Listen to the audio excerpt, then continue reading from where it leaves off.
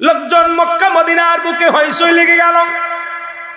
উমর ফারুক মুসলমান হত্যা করেছে। কি হত্যা করেছে? জোরে বলেন না। মুসলমান হত্যা করেছে, দাড়িওয়ালাকে হত্যা করেছে, টুপিওয়ালারে হত্যা করেছে, কুরআনওয়ালারে হত্যা করেছে, কুরআনওয়ালারে হত্যা করেছে। বিচার, সবাই আশ্চর্য হয়ে গেলেন, কেমন বিচার? উমরের কাছে কেমন বিচার? মুসলমানদের হত্যা করেছে।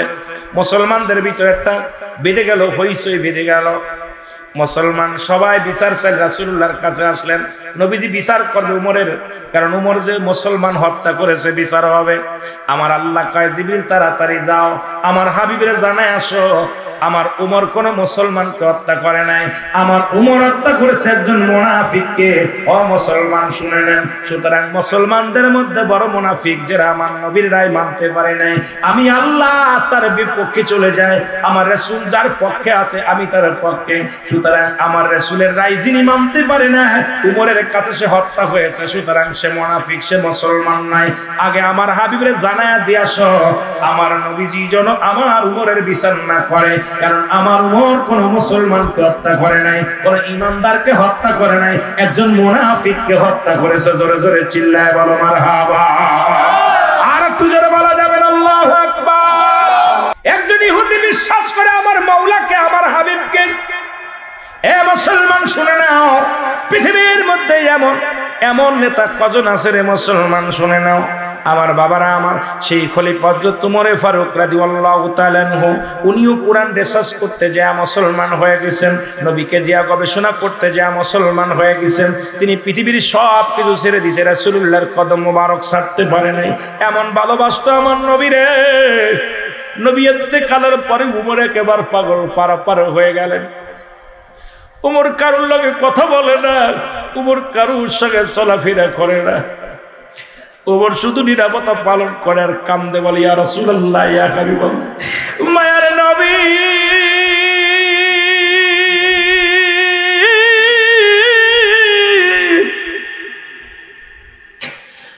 আমি খত্তাবের বেটা উমর, ইয়া রাসূলুল্লাহ, ইয়া হাবিবাল্লাহ, আপনাকে ছাড়া আমি কি নিয়ে বাঁচবো? আপনাকে ছাড়া আমি কি নিয়ে থাকবো? আপনাকে দেখে আমি ক্ষুধার যন্ত্রণা ভুলে যেতাম, আপনাকে দেখা পর দুনিয়ার কষ্ট দূর হয়ে যেত। ইয়া রাসূলুল্লাহ, ইয়া হাবিবাল্লাহ, আমি উমর আপনাকে ছাড়া থাকতে পারি না, কষ্ট পাই। আপনার বিরহ যন্ত্রণা আমি সহ্য করতে পারি না। ইয়া রাসূলুল্লাহ, ইয়া হাবিবাল্লাহ, নবীকে হারায়া হযরত উমর বড় পেরেশানিত হয়ে গেলেন, পাগলের মতো হয়ে গেলেন, কান্দে। আর ইয়া রাসূলুল্লাহ, ইয়া হাবিবাল্লাহ বলে চোখের পানি ছেড়ে কাঁদছে। খলিফা নির্বাচিত হলো, খলিফা নির্বাচিত হলো, সবাই মিলে হযরত আবু বকর সিদ্দিক রাদিয়াল্লাহু তাআলা আনহুকে ইসলামের প্রথম খলিফা বানায়া দিলেন। প্রথম অধিবেশনে হযরত উমর ফারুক উনিও রাজ দরবারে প্রবেশ করলেন।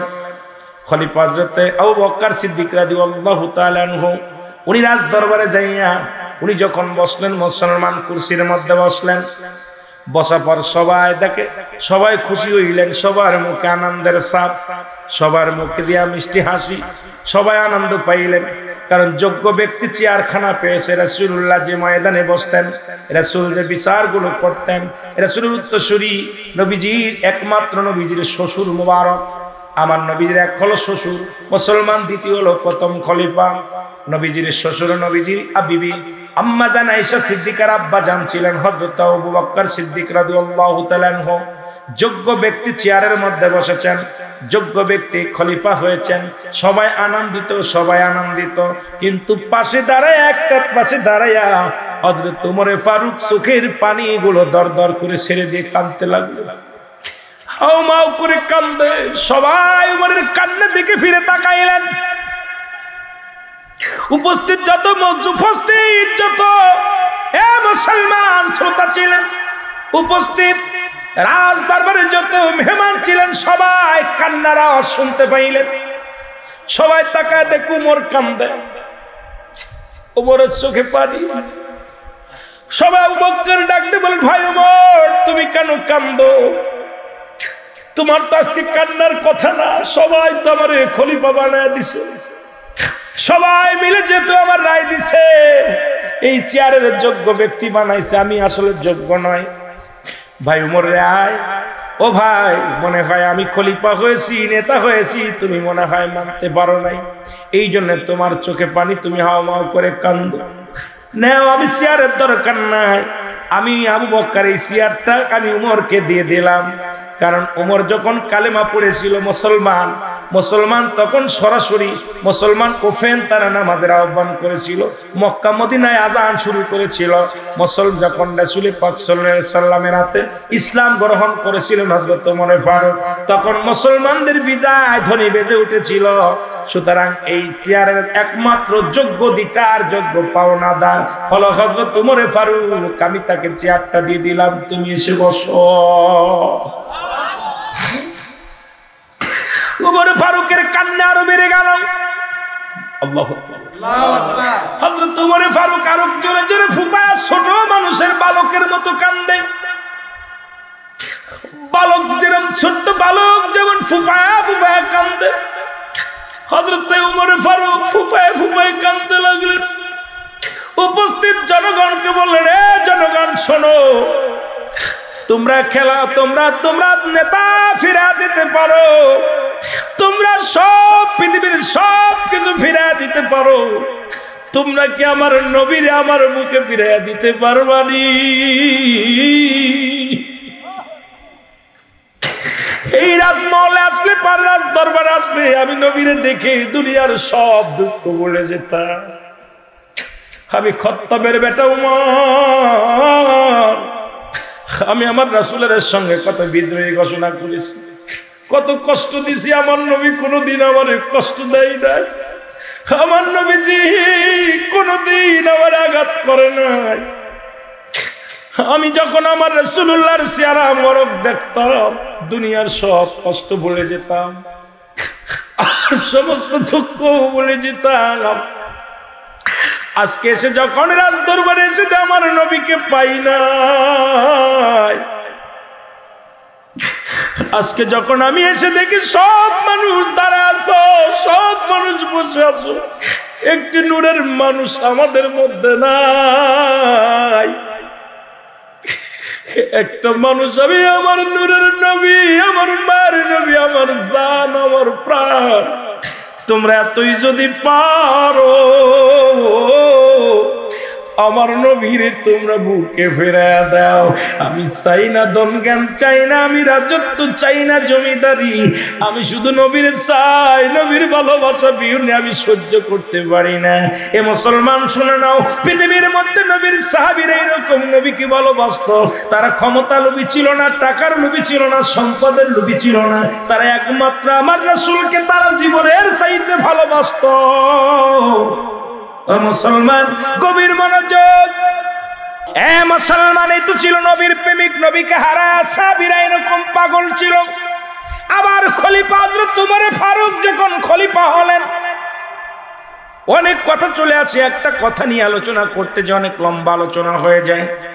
খলিফা হযরত ওমর ফারুক যখন খলিফা হলেন, আমিনুল মুমিনিন কেমন প্রধানমন্ত্রী হলেন, কেমন রাষ্ট্রপতি হলেন দেখেন না। উনি বাড়ি বাড়ি ঘুরে ঘুরে তালাশ করতেন প্রতিবেশী কে না খেয়ে আছে। আমার দেশের নেতারা যদি এমপি সাহেব হয়, ভোটের আগে কত না পায়ের জুতা ক্ষয় হয়ে যায়, মন্ত্রী হলে পায়ের জুতা ক্ষয় হয়ে যায়, বাবা কোথায় মেম্বার চেয়ারম্যান হতে গেলে কত কষ্ট করে। কিন্তু আমিনুল মুমিনিন যখন খলিফা হলেন, উনি রাতের অন্ধকারে আধারে এলাকাটা ঘুরা ঘুরা দেখতেন, মহল্লা ঘুরে ঘুরে দেখতেন কে অভাবে আছে, কে না খেয়ে আছে, কে না ঘুমায় আছেন, কে অনাহারে আছে, এগুলো ঘুরে ঘুরে দেখতেন। জোরে জোরে চিল্লায় বলেন মারহাবা।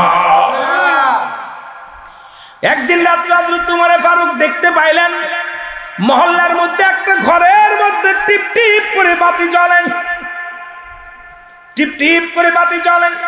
হযরত ওমর ফারুক গুটি গুটি পায়ে দরজার মধ্যে গেলেন, যে দেখে কান্না, ছোট ছোট মাসুম বাচ্চাগুলো ঘরের মধ্যে কাঁদে। কেমন নেতা ছিলেন, কেমন সাহাবী ছিলেন।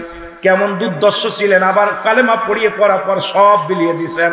ইসলাম যখন গ্রহণ করেছেন, খাত্তাবের বেটা উমর এই দুনিয়ার মধ্যে মাটির মানুষ হয়ে গেছে। কত সুন্দর আদর্শ, তার আদর্শ রাসূলুল্লাহর আদর্শ সঙ্গে মিলায় ফেলেছে। আমরা মুসলমান আজ পর্যন্ত পরিবর্তন হতে পারেনি। উগ্রপন্থী আমাদের মেজাজ, আমরা কৃপণতা করি, আমাদের মধ্যে শুধু কৃপণতা, আমাদের মধ্যে পরনিন্দা, আমাদের মধ্যে শুধু অত্যাচার, আমাদের মধ্যে মানুষকে ক্ষতি করার চিন্তা সাধনা নিয়ে থাকি। কিন্তু খলিফাত তোমার কোথা থেকে কোথায় গেল, এখন খলিফা হয়ে গেছেন। জোরে জোরে চিল্লায় বলো আল্লাহু আকবার। দেখে ছোট ছোট মাসুম বাচ্চাগুলো ঘরের মধ্যে কান্নাকাটি করে ক্ষুধার যন্ত্রণায় গোড়াগড়ি করে, মা মাগো খাবার দাও। মা জননী মায়ের কাছে কান্নাকাটি করে ডাকতে বলে, মা মাগো আমাদের খাবারের ব্যবস্থা করো, সহ্য করতে পারি না। খলিফাত তোমার দাঁড়াইলেন, কিছুক্ষণ দাঁড়ায় দাঁড়ায় দেখলেন একটা পাতিলের মধ্যে পানি নিলেন, পানি নিয়ে আগুনের মধ্যে দিয়া চুলার মধ্যে দিয়া জ্বালাইতে শুরু করলেন। আসলে করে কিছু পাথর নিয়ে আসলেন, উনি তো পাথর দেখতে পাই নাই, এই পানির মধ্যে দিয়া ফুটাইতে লাগলেন। শুধু জাল দেয়, আগুন জ্বলে। ছেলে মেয়েরা বলে মাগো খাবার দাও, ছোট বাচ্চারা বলে মাগো খাবার দাও। মা ডাকতে বলে বাবারে একটু দেরি কর, ধৈর্য ধর। জোরে জোরে বলেন আল্লাহু আকবার। ছোট্ট ছোট্ট মাসুম বাচ্চাগুলো কান্না জুড়ে দিলেন, মা খাবার দাও, মা খাবার দাও। মা সান্ত্বনা দেয়, বাবা একটু ধৈর্য ধর, এই তো খানা হয়ে আসলে, একটু দেরি কর। ছোট ছোট মাসুম বাচ্চাগুলো ক্ষুধার যন্ত্রণায় কাঁদতে কাঁদতে ঘুমায় পড়লো। হযরত উমর চিন্তা করে, মা জননী এত সময় ধরে রান্না করলেন, বাচ্চারা না খেয়ে ঘুমায় গেলেন, কারণটা কি? ঘরের দরজায় যে টাচ করে আওয়াজ দিলেন, দরজা খুলে দিলেন, দেখতে পাইলেন, যা দেখেন মা জননী ওই ঘরের মধ্যে পাতিলের মধ্যে পানি দিয়া পাথর দিয়া জ্বালাইতেছে। ডাকতে বলে, মা গো, ও মা, তুমি তোমার সন্তানদের খাবার দিলে না, ঘুমায় গেল। বাবা খাবার দেব কি, আজ কটা দিন ঘরের মধ্যে কোনো খাবারের ব্যবস্থা নাই, ঘরের মধ্যে কোনো খাবারের ব্যবস্থা নাই। ছোট ছোট মাসুম বাচ্চাগুলো, আমার বিবি আমার স্বামী খাবার আনতে পারে নাই, খাবার জোগাড় করতে পারে না, আজ কটা দিন ঘরের মধ্যে কোনো খাবার নাই। শিশু সন্তানগুলো ক্ষুধার যন্ত্রণায় ছটফট করে, আমি মা হয়ে সহ্য করতে পারি না, আমি জনম দুঃখিনী মা। ওই সন্তানের কান্না বন্ধ করার জন্য পাতিলের মধ্যে পাথর দিয়া ফুটাইতেছি, তাদের সান্ত্বনা দিয়ে ঘুম পেরেছি, এখন আমি বসে বসে কান্দি। হযরত উমর ফারুক ডাকতে বলে, মা একটু দাঁড়াও, আমি আসি। দৌড়ায়া গেলেন, বাইতুল মালে চলে গেলেন। কেমন নেতা ছিলেন, কেমন নেতা ছিলেন! দৌড়ায়া গেলেন, বাইতুল মালে চলে গেলেন। ডাকতে বলে, আসলাম রে, বাইতুল মালের দরজা খোল। আসলাম দরজা খুলে দিলেন। দরজা খুলে দিয়ে বলে, এই আটার বস্তাটা আমার পিঠে উঠায়া দে, আমার মাথায় উঠায়া দে। আসলাম বলে, আমিনুল মুমিনিন, আটার বস্তা কোথায় নেবেন আমাকে বলেন, আমাকে হুকুম দেন, আমি সেখানে বহন করে দিয়ে আসবো। বলেন, আরে আসলাম, এই আটার বস্তা আমার মাথায় তুলে দাও।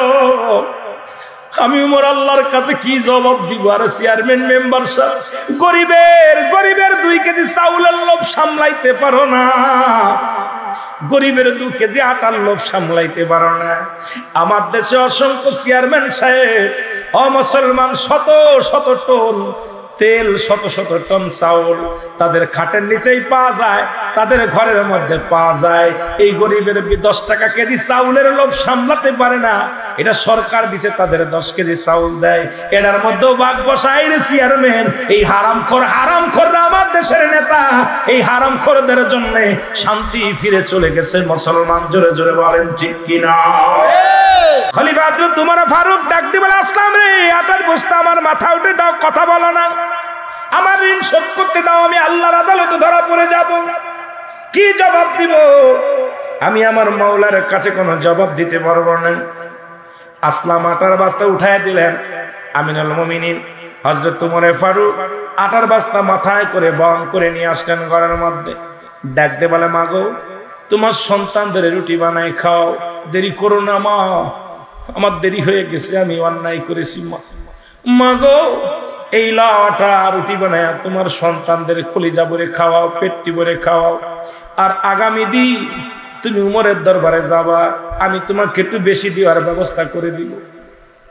ওই মহিলা দোয়া করে, আল্লাহ এই দেশের প্রেসিডেন্ট যদি উমর না হয়ে এই লোকটা হতো।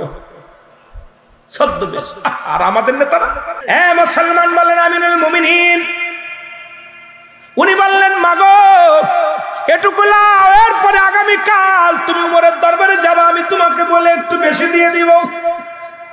মহিলা দোয়া করে, আল্লাহ এমন নেতা যদি উমরে ফারুক যদি নেতা না হইয়া এই লোকটা যদি নেতা হতো কতই না ভালো হতো। আল্লাহ সেই বড় পড়ারে তুমি নেতা বানাইলা, যে বড় পড়া আমাদের খবর নেয় না, যে বড় পড়া আমাদের খবর নেয় না, খোঁজ নেয় না, আল্লাহ তারে কেন তুমি নেতা বানাইলা? এই লোকটা যদি বানাইতো, মা গো তুমি তার অভিশাপ দিও না, আগামীকাল যাইও। জোরে বলেন না সুবহানাল্লাহ। আমাদের মতো নেতার জুতার বাড়ি আগে তুই, আমি তো সেই নেতা। জোরে কোন ঠিক কি না? কেমন নেতা কিন্তু তাকে গালি দেয়, মহিলা গালি দেয়, মিসকে হাসি দিয়ে বলে মা, কি বলে মা, ও মা আমার দেশে শাড়ি দিতে যায় দেখছি ধাক্কা মেরে দিছে, এরকম কথা কয় না? দেখছেন না আমার দেশে এক মন্ত্রী দেখছি শাড়ি দিয়ে পিটাইতেছে, এরকম। জোরে কোন ঠিক কি না? আমার দেশের এক মন্ত্রী আমি নিজে দেখছি শাড়ি দিতে দেখেছে, বাবা এই শাড়িটা বদলা, একটা শাড়ি দাও, দুই মুখি দিলে এরকম বাড়াচ্ছে। জোরে কোন ঠিক কি না? কিন্তু উমরে ফারুকরে বলে বাটপার, আর ওই বাটপারটা যদি নেতা না হয়ে আপনি হতেন কতই না ভালো হতো। উমর কার মা গো তারে গালি দিও না, আগামীকাল যে আমি সেইতে বেশি চেয়ে দিব। জোরে কোন না সুবহানাল্লাহ। কেমন নেতা? নেতা তো এরম নেতা দরকার।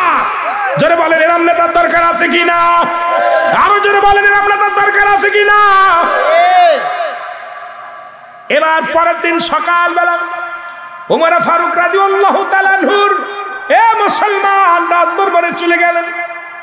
যা দেখে গতকাল রাত্রে যিনি আটার বস্তা মাথায় লয়া যিনি বাড়ির ভিতরে বহন করে নিয়ে দিয়ে আইছে, ওই রাজদরবারে যা দেখে সেই লোকটাই বসে বসে মানুষের নালিশ। মহিলা চোখের পানি ছেড়ে কান্দার বলে আমিনুল মুমিনিন, আমি আপনাকে চিনতে পারি নাই, কত কটু কথা বলে ফেলেছি, আরে আপনাকে আমি কত অপমান করেছি, কত গালি দিয়েছি, আপনি প্রতিবাদ করেন। খলিফা উমর ফারুক চোখের পানি ছেড়ে বলে মা আপনি তো আমাকে গালি দিবেন, আমি আল্লাহর আদালতে কি জবাব দিব? দেরি হয়ে গেছে, আমি আপনার সময় মতো খবর নিতে পারি নাই, সময় মতো আপনার আমি ত্রাণ দিতে পারি নাই, খবর নিতে পারি নাই। আমার আল্লাহর আদালতে আমার আল্লাহ যদি ধরে আমি উমর কোন রকম জবাব দিতে পারবো না। গম্মা আপনি ভুল করেন নাই, ভুল তো আমার ছিল, আমার আরো আগে যাওয়ার দরকার ছিল। জোরে জোরে চিল্লায় বলা যাবে না মারহাবা। আর আমাদের নেতার ভুল ধরলেই জেলখানায়। কথা যদি বলা যায় না, দিলেন না কান, করলেন না কান, সকালবেলায় হাতে হ্যান্ডকাপ। কথা বলেন, কথা বলেন। এই জন্য আমি আপনাদেরকে বলি ওই সাহাবীদের আদর্শ, সাহাবীদের আদর্শ, মুসলমান তাবে তাবিদের, সাহাবীদের, মুসলমান তাবিদের, তাবে তাবিদের, বায়দান খোলাফায়ে রাশিদিন এবং দুনিয়ার মধ্যে বর্তমান যেমন ওলি আল্লাহদের আদর্শ, ওলামায়ে কেরামদের আদর্শ আমাদের মধ্যে ধারণ করতে হবে, নবীর আদর্শ আমাদের ভিতরে ধারণ করতে হবে, তবে শান্তি ফিরে আসবে। জোরে বলেন ঠিক কিনা? পৃথিবীর মধ্যে কোরআন কেমন ভাবে মানবে? কোরআন যখন ধরবে যেন আল্লাহর সঙ্গে কথা হয়, কোরআনটার মধ্যে যখন হাত লাগাবে, কোরআনটা যখন দেখবে, এই কোরআনটার মধ্যে যখন তাকাবে মনে হবে আমি মাওলার সঙ্গে কথা বলতেছি, মাওলার সঙ্গে দেখা করতেছি, মাওলার সঙ্গে সাক্ষাৎ হয়। সুতরাং একমাত্র ওই ইমানদার কখনো কোরআনের ভুল ধরবে না। কিন্তু আমার জামানায়, আমার যুগে অসংখ্য মানুষ, অসংখ্য ওলামায়ে কেরাম বলতেছে কোরআনের ভিতরে ভুল আছে, কোরআনের ভিতরে জাল, অধিকাংশ আয়াত জাল আছে, অধিকাংশ আয়াত কোরআন নবীর ইন্তেকালের পরে, নবীজির ইন্তেকালের পরে অনেকগুলো আয়াত নাজিল হয়েছে, অনেকগুলো সূরা নাজিল হয়েছে। এই বানোয়ার ঢুকা দিয়ে আমার দেশের কিছু তাফসীর কারক, আমার দেশের কিছু মুফাসসির তারা আমাদেরকে বিভ্রান্তি করা শুরু করেছে। তারা বলে অধিকাংশ আয়াত জাল, অধিকাংশ আয়াত হলো ভুল। ও মুসলমান শুনে নাও, আজকে আমার সমাজ আমার জাতিকে নষ্ট করার জন্য, কোরআনের ভুল ধরানোর জন্য উঠে পড়ে লাগছে। জোরে জোরে চিল্লায় বলেন ঠিক কিনা? উঠে পড়ে লাগছে একদল যে কোরআনের ভুল ধরাও। হাজার মানুষ কোরআনের রিসার্চ করতে যায়, অমুসলিম থেকে মুসলমান হয়েছে, কাফের থেকে মুসলমান হয়েছে, যাজক থেকে মুসলমান হয়েছে, ঠাকুর থেকে মুসলমান হয়েছে। মুসলমান শুনে নেন, শুধু খ্রিস্টানদের পাদ্রী থেকে মুসলমান হয়েছে। মাইকেল জ্যাকসনের মতো বড় মুসলমান কনসার্ট যিনি করলেন, উনিও কোরআনকে রিসার্চ করতে যাইয়া মুসলমান শুনে নেন, সঙ্গে সঙ্গে মুসলমান হয়েছে। আজ পর্যন্ত দেখি নাই, কোথাও শোনা যায় নাই কোন মুসলমান পৃথিবীর মধ্যে কোরআনকে রিসার্চ করতে যায় অমুসলিম হয়ে গেছে। তবে অমুসলিমেরা, অসংখ্য মুসলিমেরা এই কোরআনকে রিসার্চ করতে যায় পুরোপুরি মুসলমান হয়ে গেছে। জোরে জোরে চিল্লায় বলেন মারহাবা। হযরত ওমর ফারুক রাদিয়াল্লাহু তাআলা আনহু, উনি যখন রাসূলের কোরআন বন্ধ করার জন্য কোরআন যখন পড়ে অসংখ্য ইহুদি খ্রিস্টানেরা পাগল হয়ে যেতে লাগলেন। উতবা, সাইবা, আবু জেহেল, আবু সুফিয়ান, মুসলমান পৃথিবীর বড় বড় নেতারা নবী করিম সাল্লাল্লাহু আলাইহি ওয়াসাল্লাম যখন কোরআন তেলাওয়াত করতেন, এত মধু লাগতেন, এত ভালো লাগতেন, এই কোরআন শোনার জন্য ছুটে চলে আসতেন। আজকে যেমন আপনারা ছুটে আসছেন, আজ 3টা দিন মিয়াজি সাহেবের তাফসীর শুনতেছেন, শুধু ভালো লাগছে বিলেই ছুটে আসছেন। এরকম নবীজির কাছে ছুটে আসতেন, অমুসলিমেরাও পাগলের মতো ছুটে আসতেন কোরআন শোনার জন্য। কিন্তু উতবা, সাইবা, আবু জেহেল, আবু সুফিয়ান, তাদের অন্তরের মধ্যে কোরআন লেগে গেছে, কোরআনের প্রতি মায়া। কারণ পৃথিবীর মধ্যে কত গান, কত বাজনা, কত ডিজে গান আসলো, আমার যুবক ভাইয়েরা পাগল হয়ে গেল। আমার যুবক ভাইয়েরা সেই গানের জন্য পাগল, আমার যুবতী মা বোনেরাও গানের জন্য পাগল। 1 মাস 2 মাস 1 বছর গানের জন্য রিহার্সেল ভালো লাগে, এরপরে গানটার ভালো লাগে না। কিন্তু ছোট্ট থেকে কোরআন শুনলাম, আজ পর্যন্ত যে কারি পড়ে কারি চাইতো কারির ভালো লাগে, আলেমের পড়া চাইতো আলেমের পড়া ভালো লাগে, হাফেজ সাহেবের পড়া চাইতো নাফেজের পড়া ভালো লাগে। কিন্তু কোরআনের পরিবর্তন হয় নাই, পরিবর্তন হয় নাই। ওই একই আয়াত, একই সূরা, একই অক্ষরগুলো রয়েছে, কোনো পরিবর্তন হয় নাই। যত পড়ি ততই মজা লাগে। জোরে জোরে চিল্লায় বলেন ঠিক কিনা? কোরআনুল কারীম শুনে সকালবেলা যখন 4 জন 4 দিক ছুটেছে, আবু জেহেলের সঙ্গে উতবার ধাক্কা, উতবার সঙ্গে সাইবার ধাক্কা, একজনের গায়ের সঙ্গে আরেকজনের ধাক্কা লেগে গেছে।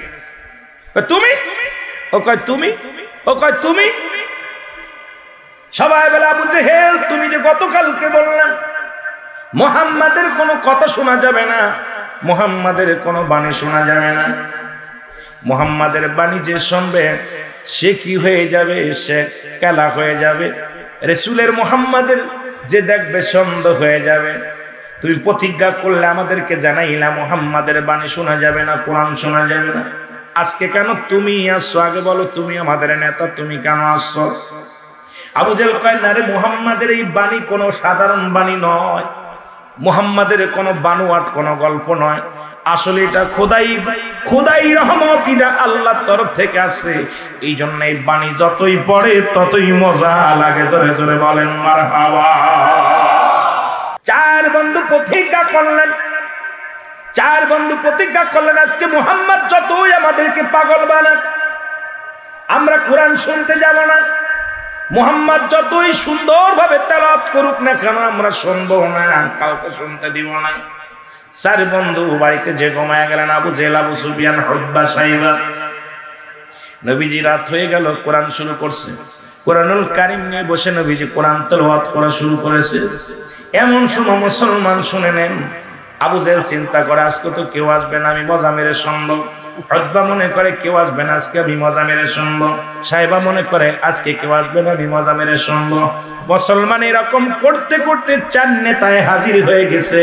আমার নবী ঘরের মধ্যে কোরআন তেলাওয়াত করে, 4 নেতা কোরআন শুনতে শুনতে দিন সকাল হয়ে গেছে, বেলা পূর্ব আকাশ উঠে গেছে, কিন্তু কোরআন এত মজা লাগছে ওঠে নাই। সবাই যখন শলক হয়ে গেছে, 4 জনের চেহারা 4 জন দেখে ফেলেছে। বলে তুমি কথা দিয়েছিলে তুমি শুনবা না, তুমি কেন আইছো? তুমি কথা দিয়েছিলে তুমি কেন আইছো? তুমি কথা দিয়েছিলে তুমি কেন আইছো? সবাই বলে আবু জেহেল তুমি তো আমাদের নেতা, তুমি তো কোরআন শুনবা না। নবীজিকে দেখার নিষেধ করেছিলেন, কোরআন শোনার কথা নিষেধ করেছিলেন, তুমি কেন আইছো বলো? তুমি কেন আইছো? বলে না রে, আমরা যদি কোরআনের এত পাগল হয়ে যাই তাহলে সাধারণ পাবলিক তো পাগল হয়ে যাবে। আজকে কোরআনের তাফসীর যদি উলামা ইকরাম মুফাসসিরগণ সুন্দরভাবে সুন্দর গবেষণা করে, যদি সুন্দর কথাগুলো সঠিক কথাগুলো প্রচার করতে পারত, আজকে সারা বিশ্বের মানুষ কোরআনের জন্য পাগল হয়ে যেত। জোরে বলেন ঠিক কি না? এ মুসলমান, এই কোরআন যখন তেলাওয়াত করে মানুষদেরকে পাগল করতেছিলেন, রাসূলের দ্বিতীয় খলিফা তখন তো হযরত ওমর ফারুক রাদিয়াল্লাহু তাআলা, তখনও হযরত বলা যাবে না, তখনও হযরত খাত্তাবের বেটা ওমর, উনি খোলা তরবারি নিয়ে রাসূলকে হত্যা করার জন্য রওনা হয়ে গেলেন। খোলা তরবারি নিয়ে রাসূলকে হত্যা করতে চলে গেলেন।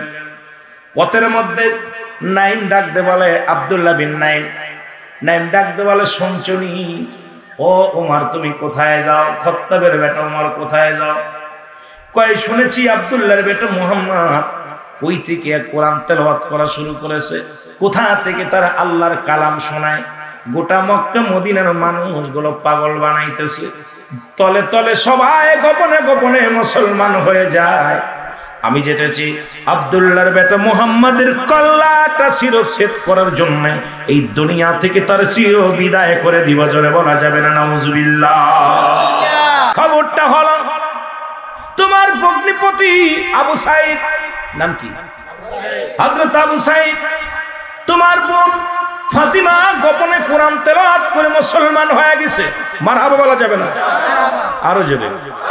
তুমি কাকে হত্যা করতে যাচ্ছ? তোমার ঘরটা সামলাও আগে। তোমার আপন বোন, তোমার ভগ্নিপতি কালেমা পড়ে মুসলমান হয়ে গেছে, তারা কোরআনের পাগল হয়ে গেছে।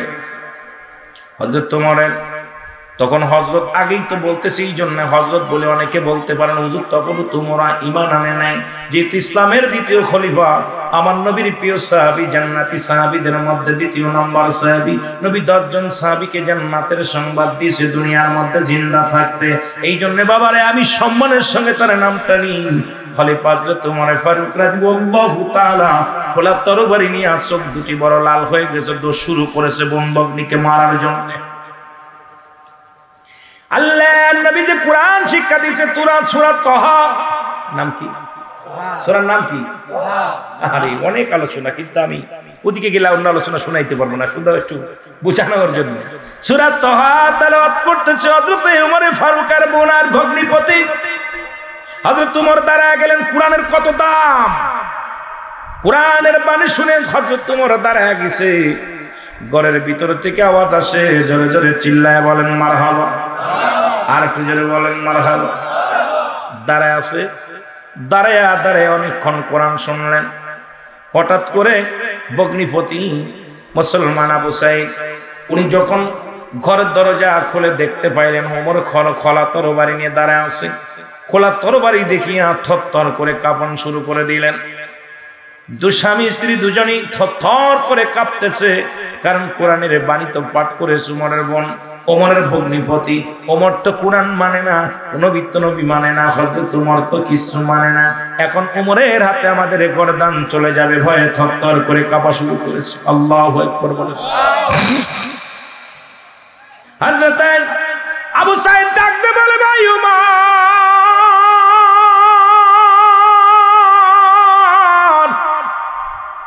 আপনি কখন এসেছেন? এই দরজায় দাঁড়া আছেন।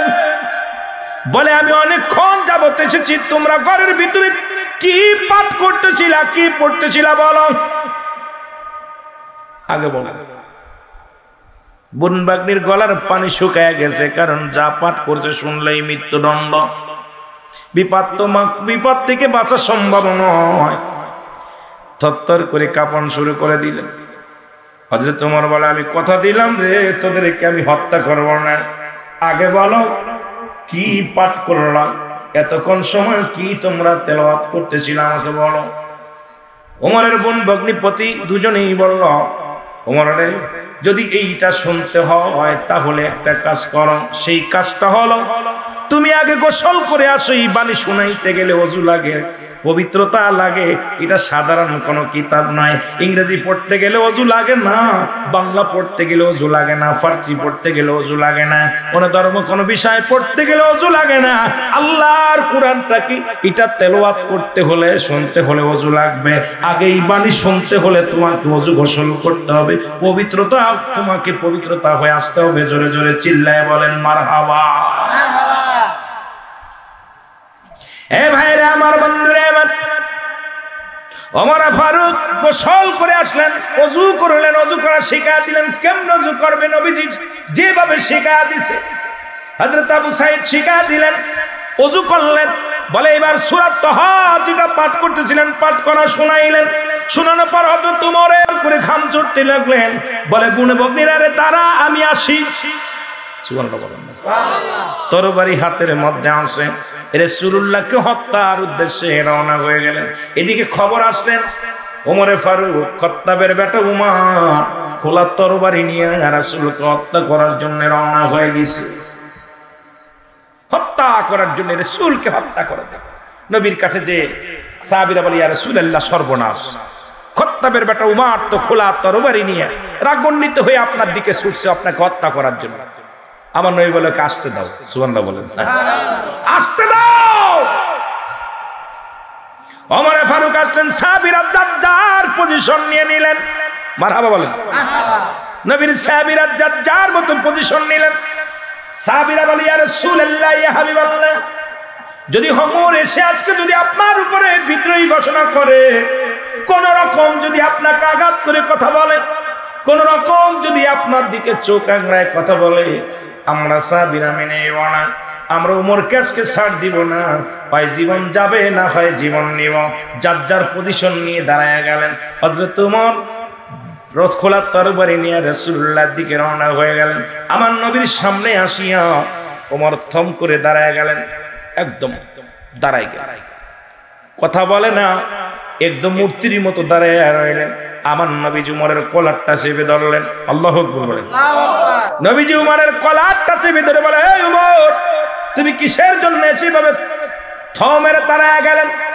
উমর বলে, ইয়া রাসূলুল্লাহ, ইয়া হাবিবাল্লাহ, আজকে আমি আপনাকে হত্যা করার উদ্দেশ্যে আসি নাই, আজকে আপনাকে কিছু শোনাইতে আসি নাই। আজকে আপনি একটু আমার কোরআন তেলাওয়াত করে শোনান। আমি আর একটা মিনিটও মুসলিম থাকতে চাই না। আমাকে আপনি কালেমা পড়ায় মুসলমান বানায় দেন। কারণ এত কিতাব পড়লাম, এত গবেষণা করলাম, আজ পর্যন্ত আমার মন কাঁদে না, আমার অন্তর কাঁদে নাই। কিন্তু আপনার আল্লাহর কোরআন আমার বগ্নির কাছ থেকে শোনা পর আমার অন্তর কেঁদেছে, আমার দিল কেঁদেছে। ইয়া রাসূলুল্লাহ, ইয়া হাবিবাল্লাহ, আমি আর একটা মিনিটও মুসলিম থাকতে চাই না। আমাকে আপনি মুসলমান বানায়া দেন। কালেমা পড়ে লা ইলাহা ইল্লাল্লাহ। আর উমর নবীকে কত ভালোবাসতো শোনালেন। কথাগুলো বললে আপনারা বুঝতে পারবেন। এ মুসলমান, যখনই কালেমা পড়ে মুসলমান হলেন হযরত ওমর ফারুক, তাহলে তাকবীর বুঝলাম। সাহাবীরা সবাই মিলে তাকবীর দিয়েছিল, নারে তাকবীর, আল্লাহু আকবার বলেন না। সেই তাকবীরটার মধ্যে সূরি আবার নবীর উপরে স্বাগতম জানায় সাহাবীরা বলেছিলেন, নারে রিসালাত, ইয়া রাসূলুল্লাহ। কারণ আমার আল্লাহ যেখানে সেখানেই নবী। মুসলমান শুনলেন নবীকে কত ভালোবাসে আমার আল্লাহ। যেখানে আল্লাহ তার নাম রাখছে, সেখানেই তার হাবিবের নামটা রাখছে, মুহাম্মাদুর রাসূলুল্লাহ সাল্লাল্লাহু আলাইহি ওয়াসাল্লাম। জোরে জোরে বলেন মারহাবা। এ ভাইরা আমার, বন্ধুরা আমার, এক ইহুদির সঙ্গে জমি সংক্রান্ত নিয়ে, জমি জমা বিষয় নিয়ে একটা রায় হলো। রাসূলের কদমের মধ্যে গেলেন এক ইহুদি এক মুসলমান। বুঝানোর জন্য কয়েকটা কথা বলি। জমি জমা নিয়ে দুজনের ভিতরে ফিতনা হলো, বেঁধে গেল, হট্টগোল বেঁধে গেল। ইহুদি বলেন কার কাছে যাব? মুসলিম বলেন কার কাছে যায়? আমাদের নেতার কাছে যায়।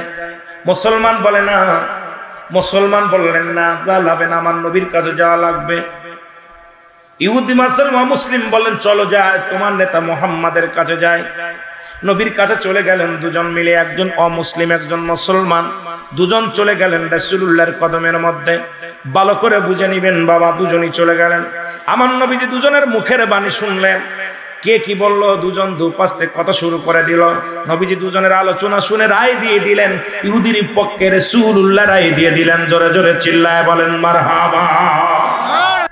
অমুসলিমের পক্ষে রায় চলে গেল।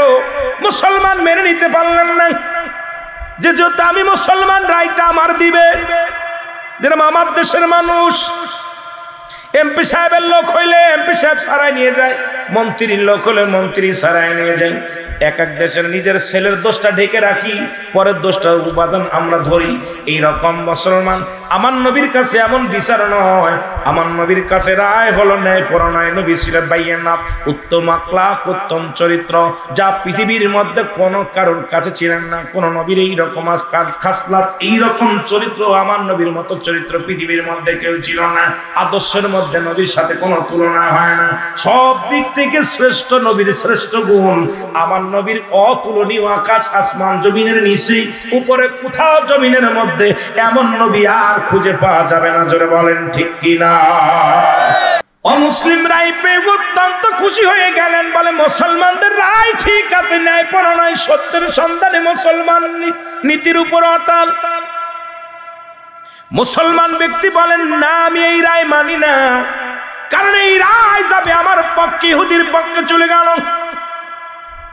নবীজির আইন, নবীজির বিচার আমি মানি না। কার বিচার মানি না? আপনারা কি মানেন? কারা কারা মানেন? হাত উঠতে দেরি কেন? নবীর ফয়সালার উপরে কোনো ফয়সালা নাই। মুনাফিক মুসলমানরা বলে আমি রায় মানি না। বলে যাব কোথায় যাব? কয় যাব আবু বকরের কাছে। যেহেতু আবু বকর রাসূলের চাইতে 6 মাসের বড়। কয় মাসের? 6 মাসের বড়, সেহেতু তার কাছে গেলে সঠিক বিচারটা আমি পাবো, চলো যাই। ইহুদি বলে ভাই আপনার নেতা হলো রাহমাতাল লিল আলামিন, আপনার নেতা হোক, যেটা রায় দিছে এই রায় আমি মেনে নিলাম, আপনি কেন মানছেন না? কয় মানি না, চলো আবু বকরের কাছে যাই। সিদ্দিক আকবরের কাছে চলে গেলেন, সালাম দিলেন, এই মুসলমানদের সালাম দিলেন। বলে আমি রাসূলুল্লাহর কাছে গিয়েছিলাম, এই রায় দিয়েছে আমাদের। এই রায়টার মধ্যে, রায়টা এই জমি জমা নিয়ে দুটি চক্রান্ত নিয়ে আমরা দুজনেই কথা বললো, মুসলমান এবং ওই ইহুদি কথা বললেন। হযরত আবু বকর শুনে বললেন এর আগে কে রায় দিছে? কয় রাসূলুল্লাহ রায় দিছে। কয় রাসূলুল্লাহর যে রায়, এরপরে আমি আবু বকর হাত চলবে না, কলম দেয়া চলবে না। আমার নবীর রায় যারা মানে না, এরপরে আমি কোন রায় দিতে পারবো না। আমার রায়ু, এই বিচার, এই রায়টা হবে আমার রায়ু গরীব ইহুদির পক্ষে। জোরে জোরে চিল্লায় বলেন মারহাবা। ইহুদির পক্ষে রায় দিয়ে দিলেন, কিন্তু মুসলমান, ইহুদি মেনে নিলেন কিন্তু মুসলমান মানলেন না। বলো চলো যাই খাত্তাবের বেটা উমরের কাছে। আল্লাহু আকবার। ইহুদি বলে ভাই যেহেতু আবু বকর হলো রাসূলুল্লাহ চাইতে 6 মাসের বড়, তার কাছে গেলেন, বিচার আমার দিয়ে দিছে, রায় দিছে আমার, আবার কার কাছে যেতে হবে? বলে না, এই রায় আমি মানি না, কারণ খাত্তাবের বেটা উমর রায় দিবে, সঠিক রায় দিবে, তার কাছে গেলে রায় পাওয়া যাবে। উমরের কাছে গেলেন, খলিফার কাছে যায় বললেন হুজুর আপনার কাছে বিচারের জন্য আসছি। বলে কিসের বিচার? বলে গিয়েছিলাম রাসূলুল্লাহর কাছে। মুসলমান শুনেন, সব কথা শোনা পর বলেন এর আগে কার কাছে গিয়েছিলেন? বলে গিয়েছিলাম রাসূলুল্লাহর কাছে। তারপরে কার কাছে গিয়েছিলেন? কই গিয়েছিলাম আবু বকরের কাছে।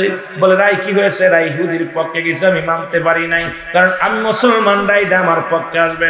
ওমর বলে দাঁড়ান আমি একটু আসছি ভিতর থেকে। ভিতরে চলে গেলেন, যে খোলা তরবারি নিয়ে একবার বাইরে হয়ে আসি, এক ডাক দেয় মুসলমান আমার সামনে আয়। একটা কবে, এক কবে সঙ্গে সঙ্গে মুসলমান শুনে নেন, শুনে নেন, ওই মুসলমানের কাল্লাটা দ্বিখণ্ডিত করে ফেলছে। জোরে জোরে চিল্লায় বলা যাবে না মারহাবা। দেশের ভাই রে বল না কোথায় যাই রে, একটু শান্তি বলো কোথায় গেলে পাই রে, বলো যে একটু শান্তি বলো কোথায় গেলে পাই রে, একটু শান্তি বলো। পাম্পে তেল নাই, মরিচি ঝাল নাই, নবাব বাড়ি নবাব নাই, যুবকের কাম নাই। জোরে কোন ঠিক কিনা? এই ওয়াজ করলো বিপদ। পাম্পে তেল নাই, মরিচে ঝাল নাই, নবাব বাড়ি নবাব নাই, যুবকের কাম নাই। চারিদিকে দেখি শুধু নাই কিছু নাই রে, চারিদিকে দেখি শুধু নাই কিছু নাই রে। ও দেশের ভাই রে বল না কোথায় যাই রে, একটু শান্তি বলো কোথায় গেলে পাই রে, একটু শান্তি বলো কোথায় গেলে পাই রে। জোরে বলো ঠিক কিনা? মসজিদে গেলে পরে শান্তি খুঁজে পাই রে, মাহফিলে গেলে পরে শান্তি খুঁজে পাই রে, পিতা মাতার খেদমত করলে শান্তি খুঁজে পাই রে, পর্দা করলে পরে শান্তি খুঁজে পাই রে, নামাজ আদায় করলে শান্তি খুঁজে পাই রে, দান সদকা করলে পরে শান্তি খুঁজে পাই রে। জোরে বলেন ঠিক কিনা? চারিদিকে দেখি শুধু নাই কিছু নাই রে, চারিদিকে দেখি শুধু নাই কিছু নাই রে। ও দেশের ভাই রে বল না কোথায় যাই রে, একটু শান্তি বলো কোথায় গেলে পাই রে। ঠিক কিনা? সব দিকে যেদিকে তাকায় সেদিকে না। আল্লাহ আমাদের বুঝার তৌফিক দান করুক। জোরে বলুন আমিন। আরো জোরে বলেন আমিন। আপনাদের কষ্ট হচ্ছে? কষ্ট হচ্ছে? আমি কোরআনের কেবল ওই জায়গায় গেছি, এখনো আয়াত শেষ করতে পারি। কথা বোঝেননি? ওই একটা আয়াতের মোটামুটি আমার বিষয় বৃত্তির উপরে না যায়, হঠাৎ করে চলে গেছি কোন দিক থেকে কোনে চলে গেছি। আলোচনা চাইতেছিলাম একদিকে যাইতে, আবার ভাই বলছিল এটা বিলালের জীবনের দিকে আগুনে যেদিকেও যেতে পারি না, কারণ আলোচনার মোড় এরকম 2-4টা রাত আপনাদেরকে নিয়ে বসতে হবে, তাহলে কিছুটা আপনাদেরকে দিতে পারবো, এক একটা বিষয়ের উপরে কথা বলতে পারবো, মজা লাগবে তখন। কিন্তু আমার বাবারা একটা বিষয়ের উপরে কথা বললে, এই যে হযরত ওমর ফারুকের কয়েকটা চরিত্র নিয়ে কয়েকটা কথা বললাম, এক হলো মুসলমান থাকাকালীন, মুসলমান হওয়ার পর, এরপরে খলিফা হওয়ার পর, এরপরে নেতা হওয়ার পর তার আদর্শ আমরা বুঝতে পারলাম। কিন্তু আমাদের দেশে যদি একটু মানুষ গরিব থেকে একটু বড় লোক হয়, ও আর পিছনেটা ভুলে যায়। জোরে কোন ঠিক কিনা? চরিত্র পরিবার চোখ উল্টায়। জোরে বলেন ঠিক কিনা?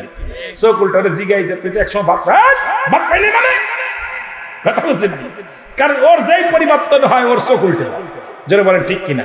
কিন্তু হযরত ওমর পরিবর্তন হয়েছে একটা থেকে একটা, একটা থেকে একটা।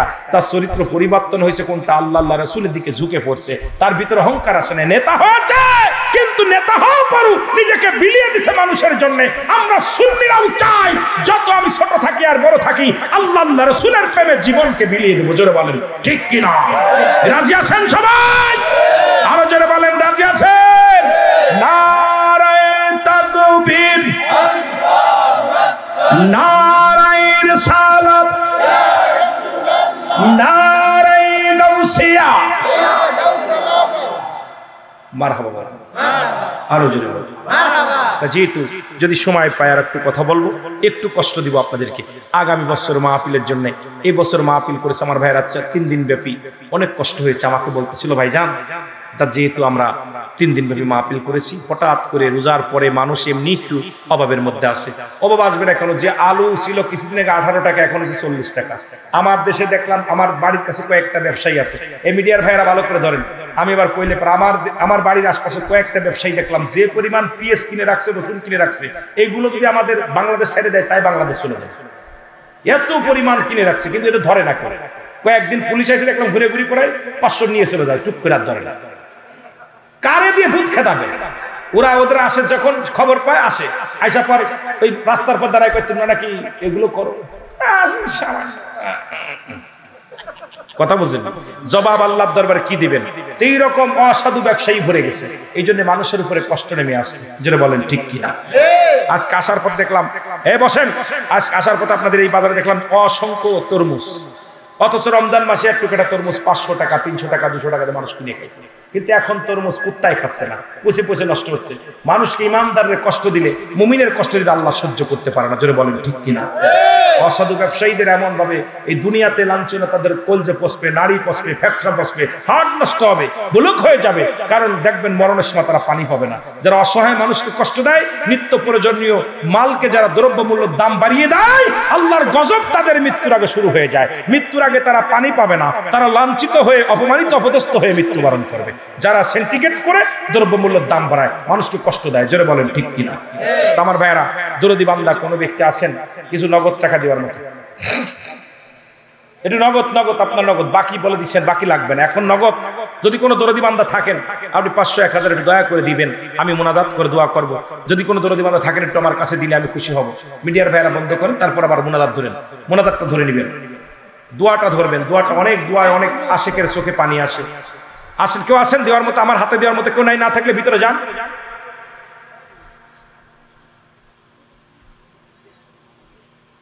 আল্লাহ কবুল। আমার এক ভাই 500 টাকা আল্লাহ কবুল করো, আমাদের এই কমিটির একজন ভাই। আল্লাহ এরকম আশেক পাগল যারা আছেন 500 1000 টাকা নগদ যেটা দিবেন, এটা দয়া করে দেন ভাই। 3 দিন ব্যাপী আলোচনা শুনতেছেন, 3 দিনই কি এরকম লোক হয়েছে? হ্যাঁ,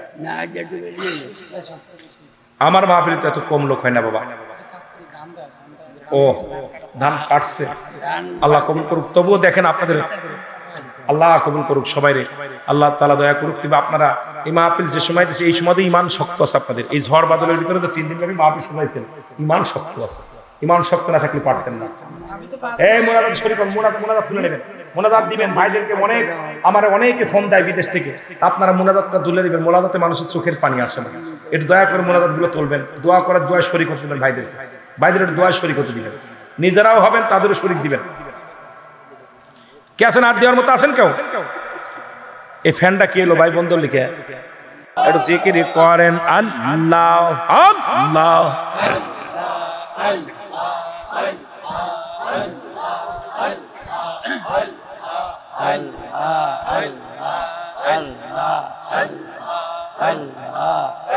জোরে জোরে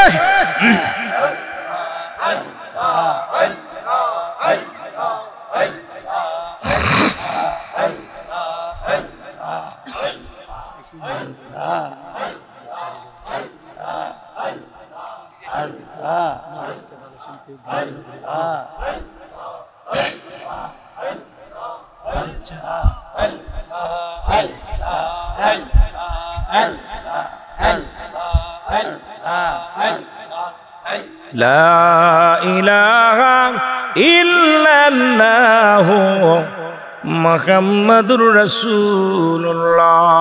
একটু সাউন্ডটা বাড়ায় রাখুন ভাই, সাউন্ডটা একটু বাড়ায় রাখুন, ইকো বাড়াই দিই, টান দিন একটু মহব্বতে বলেন লা ইলাহা